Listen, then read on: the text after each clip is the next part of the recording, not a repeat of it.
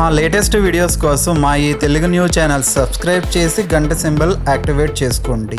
రేపు బుధవారం మంచి రోజు. రాత్రి 8 తర్వాత మందార ఆకులతో ఇలా చేస్తే చాలు, భూములు కొంటూనే ఉంటారు. మీ జీవితం అద్భుతంగా మారిపోతుంది. ఇల్లు స్థలాలు కొనుక్కునే అవకాశం వస్తుంది. చాలామంది ఇల్లు కొనుక్కోవాలని లేదా భూములు కొనుక్కోవాలని ఎంతో ఆశపడుతూ ఉంటారు. కానీ ఎంత కష్టపడినా కొనలేరు.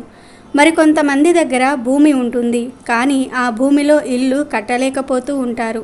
కొంతమంది భూమిని అమ్మేయాలి అనుకుంటారు, కానీ ఎంత ప్రయత్నించినా ఆ స్థలం అమ్ముడుపోదు. ఇలా భూములు ఇల్లు కొనటంలో అమ్మటంలో సమస్యలు ఉన్నాయని బాధపడేవారు బుధవారం రోజు మందార ఆకుతో ఒక పరిహారం చేస్తే చాలు, భూములు ఇళ్ల విషయాలలో ఉండే ఆటంకాలన్నీ కూడా పోతాయని పండితులు చెప్తూ ఉన్నారు. మందార చెట్టు చాలా ప్రత్యేకమైన చెట్టు. మందార మొక్క పూలు పూస్తే చూడడానికి చాలా అందంగా ఉంటుంది. ఈ మొక్క ఎన్ని పూలు పూస్తే అంత సంపద మన ఇంట్లోకి వస్తుందని పెద్దలు చెప్తూ ఉంటారు.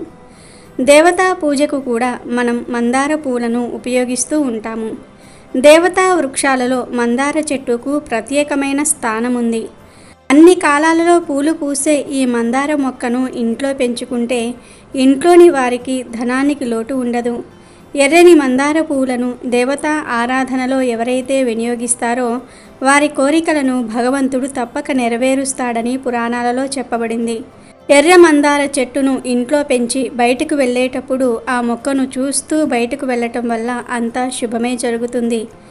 చెట్టంతా పూలు పూసిన మందార చెట్టును చూస్తే మనసంతా ఎంతో ఆహ్లాదంగా మారుతుంది.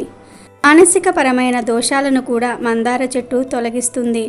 ఈ మొక్కను ఇంట్లో సింహద్వారానికి కుడివైపు ఉండేలాగా పెంచుకుంటే చాలా మంచిదని పండితులు చెప్తూ ఉన్నారు. అంతేకాదు, ఎర్ర మందార పువ్వును తలలో పెట్టుకోవటం వల్ల స్త్రీలు దీర్ఘ సుమంగలిగా ఉంటారని ఒక నమ్మకం ఉంది.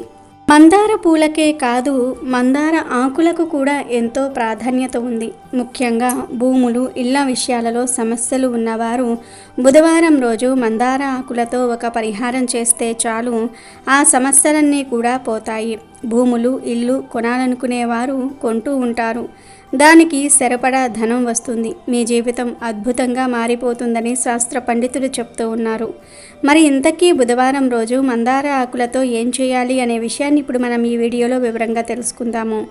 అంతకన్నా ముందు లక్ష్మీదేవికి పార్వతీదేవికి పుట్టిన పాప పేరు ఏమిటి, ఆమె వివాహం ఎలా జరిగిందో తెలిపే పురాణ కథను విందాం. ఒకానొకప్పుడు లక్ష్మీదేవి మానస సరోవరంలో జలకమాడుతూ ఉండగా పార్వతీదేవి విష్ణువేషం ధరించి లక్ష్మిని సమీపించింది. నవ మోహనంగా కనిపించిన నారాయణుడిని లక్ష్మీదేవి చూసింది. నారాయణుని వేషంలో ఉన్న పార్వతికి కూడా లక్ష్మి సౌందర్యం మనోహరంగా కనిపించింది. ఇద్దరూ సాభిప్రాయంగా చూసుకున్నారు. ఆ చూపుల కలయికలో సరోవరంలో ఒక స్వర్ణ కమలం లేచింది. అందులో దగదగా మెరిసిపోతున్న పసిపాప ఉన్నది. లక్ష్మి నారాయణుడి దగ్గర చేరి కౌగిలించుకున్నది. అప్పుడు పార్వతీదేవి పగలబడి నవ్వుతూ, నేను నారాయణుడిని కాను, లక్ష్మి అని నిజ రూపంతో కనిపించింది. అప్పుడు లక్ష్మి పార్వతీదేవితో, అన్నకు తగ్గ చెల్లిలివే, నారాయణి అని అనిపించుకున్నావులే అన్నది. అందుకు పార్వతీదేవి, అప్పుడు విష్ణు మోహిని రూపంలో శివుణ్ణి మాయబుచ్చిన దానికి ఇది చెల్లు చేసుకో అన్నది. ఇంకొక వైపు స్వర్ణకమలంలోని పసిదాన్ని చూసి లక్ష్మీదేవి పార్వతీదేవి ఇద్దరూ మురిసిపోయారు. అపారమైనటువంటి ప్రేమ పుట్టి చేతుల్లోనికి తీసుకున్నారు ఆ పసిపాపను. అప్పుడు విఘ్నేశ్వరుడు వచ్చి, తల్లులారా, మీ ఇద్దరి అంశలతో అవతరించిన ఈ బిడ్డ పార్వతీ పరంగా జయ, లక్ష్మీ పరంగా స్త్రీ కలిసి జయశ్రీగా పేరు పొందుతుంది. ఆమెకు వరుడు కూడా శివకేశవుల అంశలతో అవతరించి ఉన్నాడు అని చెప్పి పసిదానితో ఉన్న స్వర్ణ కమలాన్ని కావేరీ నదిలో ఉంచి రమ్మని వాయుదేవునికి చెప్పాడు. వాయుదేవుడు అలాగే జయశ్రీని కావేరీ నదికి చేర్చాడు. దక్షిణ ప్రాంతాన్ని పాలించే చక్రవర్తి స్వర్ణ కమలంలో కనిపించిన బాలికను వరప్రసాదంగా లభించిన పుత్రికగా తీసుకుని వెళ్ళి నామకరణ మహోత్సవం జరిపించుతూ ఉండగా ఆకాశవాణి ఈ పాపకు జయశ్రీ అని పేరు పెట్టండి అని పలికింది. చక్రవర్తి కూడా ఆ పేరే పెట్టాడు. తర్వాత జయశ్రీ రా కుమారిగా పెరిగి ముల్లోకాల్లో తనంతటి సౌందర్యవతి సాహసవంతురాలు ఉండదు అనిపించుకున్నది. జయశ్రీకి రాజభవనం కంటే ప్రకృతి సౌందర్యంతో నిండి ఉండే అరణ్యాల్లో నివసించటమే ఇష్టంగా ఉండేది. విల్లుమ్ములు ధరించి వన్యమృగాలను అదుపులో ఉంచుతూ తిరుగుతూ ఉండేది. ఇంకొక వైపు హరిహరాంశలతో స్వామి అనే ఒక అబ్బాయి అవతరించాడు. స్వామి కైలాసం వెళ్ళి విఘ్నేశ్వరుని కుమారస్వామిని కలుసుకోవాలని ఎన్నాళ్ళుగానూ అనుకుంటూ ఉన్నాడు. ఒకనాడు స్వామి అలాగే వెళ్ళాడు. విఘ్నేశ్వరుణ్ణి కుమారస్వామిని కలుసుకొని ఆనందంగా ముచ్చటలాడుతూ మానస సరోవర జల విహారం చేస్తూ ఉండగా విఘ్నేశ్వరుడు స్వామితో, ఈ మానస సరోవరంలోనే లక్ష్మీ పార్వతుల తేజస్సులతో నీకు కాబోయే దేవేరి ఉదయించింది అని అన్నాడు.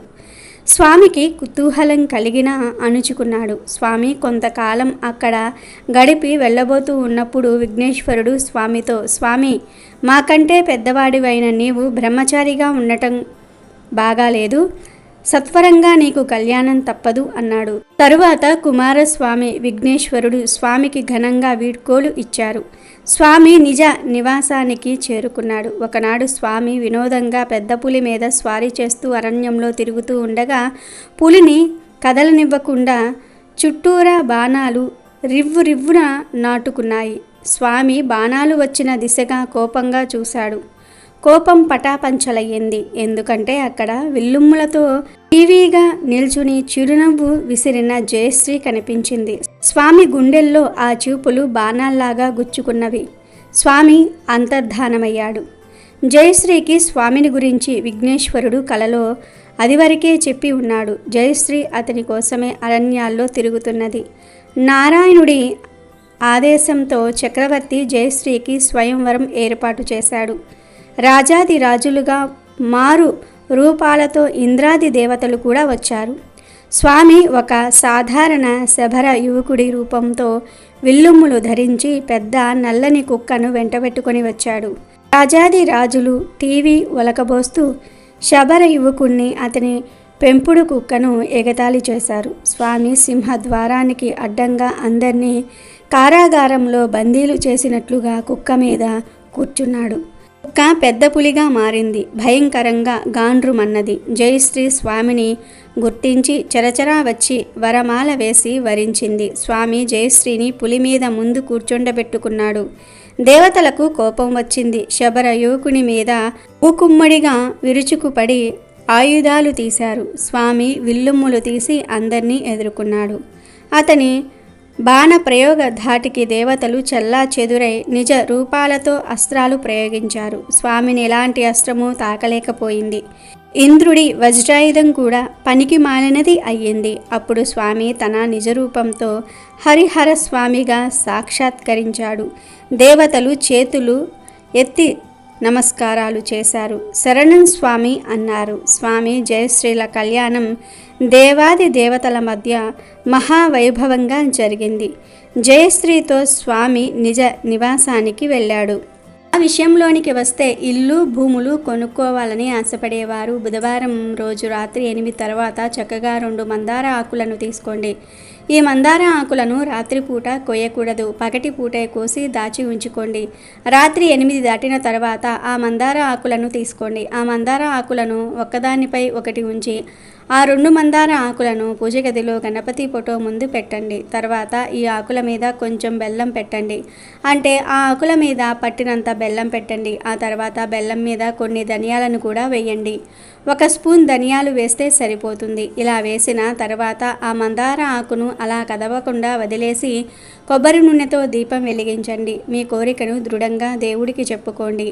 మాకు ఇల్లు భూములు కొనుక్కునే శక్తి రావాలి, సరిపడా ధనం రావాలి, లేదా ఇల్లు భూములు సేల్ అవ్వటం లేదు, అవి సేల్ అయ్యేలాగా చూడు స్వామి అని దృఢంగా సంకల్పం చెప్పుకోండి. ఇక తర్వాత ఆ మందార ఆకును బెల్లాన్ని ధనియాలను దేవుడి ముందు అలా వదిలేసి మీరు పడుకోండి. మళ్ళీ మరునాడు ఉదయం స్నానం చేసిన తర్వాత పూజ గదిలోనికి వెళ్ళి మందార ఆకును బెల్లంను ధనియాలను తీసుకుని వెళ్ళి ఎక్కడైనా సరే భూమిలో పాతి పెట్టేయండి. అందరూ నడిచే ప్రదేశంలో పాతి పెట్టవచ్చు, లేదా మీ పెరట్లో చోటు ఉంటే అక్కడ పాతి పెట్టవచ్చు. ఏదైనా సరే చెట్టు మొదట్లో పాతి పెట్టేయవచ్చు. ఇలా మొత్తం 3 లేదా 5 లేదా 7 బుధవారాల పాటు మందార ఆకులతో ఈ చిన్న పరిహారం చేస్తే చాలు, భూములు ఇల్లు కొనుక్కునే మంచి అవకాశాలు వస్తాయి. కాబట్టి ప్రతి ఒక్కరూ కూడా బుధవారం రోజు మందార ఆకులతో ఈ చిన్న పనిని చేసి భూములు ఇల్లు కొనుక్కొని ఆనందంగా జీవించండి. వారంలోని ప్రతి రోజుకు ఏదో ఒక విశిష్టత ఉంటుంది. అలాగే బుధవారానికి కూడా కొన్ని నియమాలు ఉన్నాయి. అసలు బుధవారం ఎటువంటి పనులు చేయాలి, ఎటువంటి పనులను పొరపాటును కూడా చేయకూడదు అనే విషయాలను ఇప్పుడు మనం ఈ వీడియోలో తెలుసుకుందాం. బుధవారానికి అధిపతి బుధుడు. బుధగ్రహం తెలివితేటలకు సంబంధించిన గ్రహం. తెలివితేటలు బాగుండాలంటే జాతకంలో బుధుడు మంచి స్థానంలో ఉండాలి. బుధవారం చాకచక్యంగా చేసే పనులు అంటే తెలివితేటలతో పూర్తి చేసే పనులను చేయడానికి చాలా మంచి రోజు. సరదాగా ఆడుతూ పాడుతూ చేసే పనులకు కూడా ఈరోజు అనుకూలం. అలాగే కమ్యూనికేషన్ స్కిల్స్ను పెంచుకోవడానికి కూడా బుధవారం మంచి రోజు. అంటే భావాలను ఈరోజు వ్యక్తపరిస్తే చేసే పనిలో విజయం లభిస్తుంది. విద్యకు సంబంధించిన నిర్ణయాలు తీసుకోవడానికి కూడా బుధవారం చాలా మంచి రోజు. ఆర్థిక సంబంధమైన వ్యవహారాలకు కూడా అనుకూలం. అప్పులు తీర్చడానికి కూడా బుధవారం చాలా మంచి రోజు. మనసును శుద్ధి చేసుకోవడానికి అంటే చెడు ఆలోచనలను తొలగించుకోవడానికి బుధవారం చాలా మంచిది. బుధవారం నాడు ఇంట్లో తులసి మొక్క ఉన్నవారు తులసి వద్ద పూజ చేస్తే శుభం కలుగుతుంది. ఇనుప వస్తువులను కొనడానికి కూడా బుధవారం రోజు చాలా మంచిది. బుధవారం రోజు ఆడవారు ఇంటిని శుభ్రంగా ఉంచుకోవాలి. ఇంటిని తుడవకుండా ఉండకూడదు. ఇంట్లో చెత్త లేకుండా చూసుకోవాలి. అలాగే ఆడవారు కూడా శుభ్రంగా ఉదయమే లేచి స్నానం చేసుకోవాలి. అలాగే బుధవారం రోజు నూతన ఉద్యోగంలో చేరే ప్రయత్నం మంచిది కాదు. బుధవారానికి అధిపతి బుధుడు కనుక జాతకంలో బుధగ్రహం అనుకూలంగా లేకపోతే మంచి నిర్ణయాలు తీసుకుందాం అని అనుకున్నా బుద్ధి వక్రమార్గంలో నడుస్తుంది.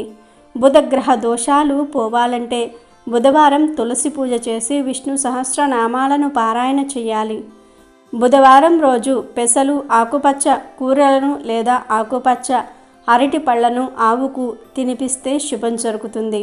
జాతకంలో బుధుడు బాగున్నా బాగోలేకపోయినా బుధవారం రోజు ఎవ్వరూ కూడా పెసరపప్పుతో చేసిన పదార్థాలను స్వీకరించకూడదు.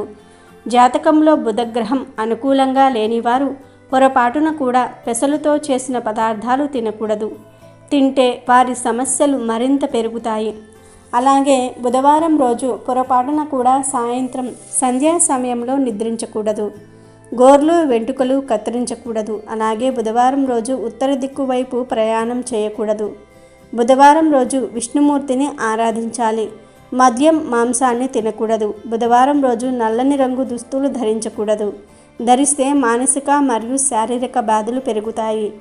ఈరోజు కొత్త నల్ల రంగు బూట్లను కూడా ధరించకూడదు. అలాగే బుధవారం రోజు రాత్రి సమయంలో పెరుగుని ఎవ్వరికీ దానంగా ఇవ్వకూడదు.